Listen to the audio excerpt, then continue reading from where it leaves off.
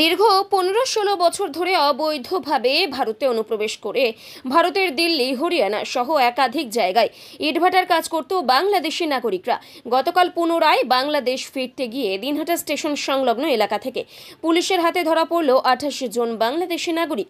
বাংলাদেশি নাগরিকরা জানান তারা প্রায় 15 থেকে 16 বছর ধরে হরিয়ানায় ইটভাটায় কাজ করত।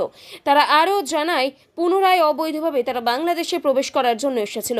আর তারপরে গতকাল রাতে গোপন সূত্রে খবরের ভিত্তিতে দিনহাটা থানার পুলিশ তাদের ধরে।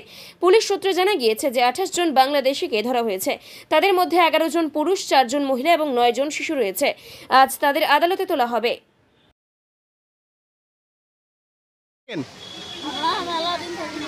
কতদিন?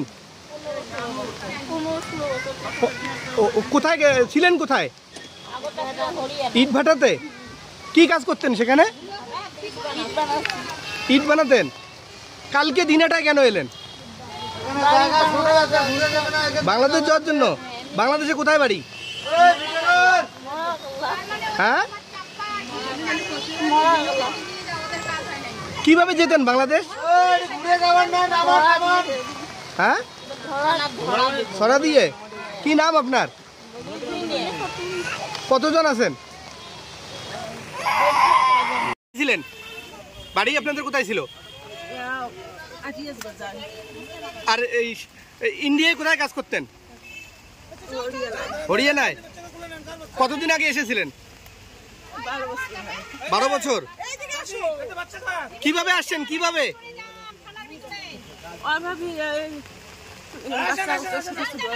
কালকে দিনাটায় কেন আসলেন? দিনাটায়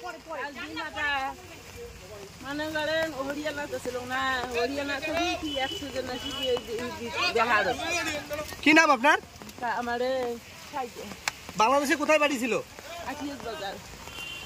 আপনারা 12 জন।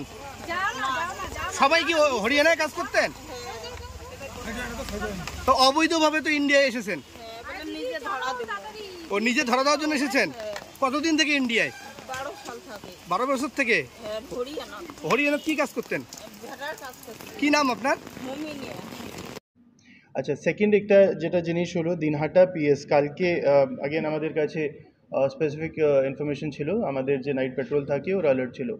তো কালকে ওরা দিনহাটা স্টেশনের কাছে কিছুজন ওখানে একটা ছোট ক্রাউডকে দেখতে পারলেন।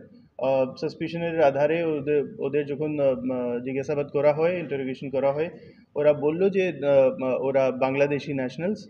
আর অনেক সময় ধরে ওরা হরিয়ানাতে ছিল।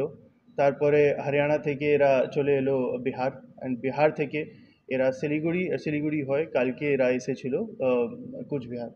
তো এখানে আমরা যখন জিজ্ঞাসাবাদ করে আমরা জানতে পারলাম যে টোটাল 11 জন মেল, 8 ফিমেল আর 9 জন মাইনার্স এদের সাথে ছিল। এরা অনেক সময় ধরে অ্যাজ লেবারার্স ইন ব্রিক কিল্ন, যে ইট ভাটা যেটা থাকে ওখানে কাজ করতো অ্যাজ লেবারার্স। আর কালকে আমরা এদেরকে অ্যারেস্ট করেছি, ফরেনার্স অ্যাক্টে আমরা কেস করেছি। এদেরকে আজকে আমরা কোর্টে পাঠাবো। কেন এসেছিল? ওরা কি বাংলাদেশে ফেরার জন্য? হ্যাঁ, প্রাইমা ফেসি এরকমই আমাদের হচ্ছে যে এরা they wanted to cross the border. ওগুলো এখন জানা আছে না, আমরা কালেক্ট করে তারপরে আপনাদেরকে জানাবো। বিভিন্ন জায়গায় তো বাংলাদেশিদের একটা ধরপাকড় চলছে, সেই জন্য কি ভয় পেয়ে ওরা? হতে পারে, তদন্ত করছি, হতে পারে, কিন্তু এরা যে রুটটা আমি আপনাকে বললাম ওই রুট দিয়ে এরা এসেছে। এরা কি ইনফিলট্রেট করেই ভারতে ঢুকেছিল এর আগে? দেখুন, অনেক সময় আগে ঢুকেছিল, তো হতে পারে যে ইনফিলট্রেট করেই হতে পারে, কিন্তু সব কিছুই তো এখন তদন্ত চলছে, তারপরে আমরা স্পষ্টভাবে আপনাদেরকে বলতে পারবো। ওগুলো আমরা তদন্তের পরে আপনাকে বলতে পারবো। এখনই জাস্ট একটু আগেই রাত্রেই তো অ্যারেস্ট হয়েছে, আমরা তদন্ত করছি, তারপরে আপনাদেরকে ডিটেলস জানিয়ে দেবো। হ্যাঁ, আজকে ওদেরকে কোর্টে ফরওয়ার্ড করা হচ্ছে। তুফানগঞ্জে 3 জনকে ধরেছে, 2 জন মহিলা, 1 জন বাচ্চা ছিল, এবং সেখানে জানা যাচ্ছে একজন দালাল ছিল। এখন শুধু আমরা দিনাটা কেসের কথা বলছি, এসডিপিও সাহেব আপনাকে জানিয়ে দেবো। কতদিন আগে এসেছিল মোটামুটি? অনেক সময় থেকে এখানে ছিল, কিন্তু স্পেসিফিক্স যেটা আমি বললাম আপনাকে, আমরা তদন্ত করে তারপরে স্পেসিফিক ইনফরমেশন আপনাদেরকে দিতে পারবো। Thank you.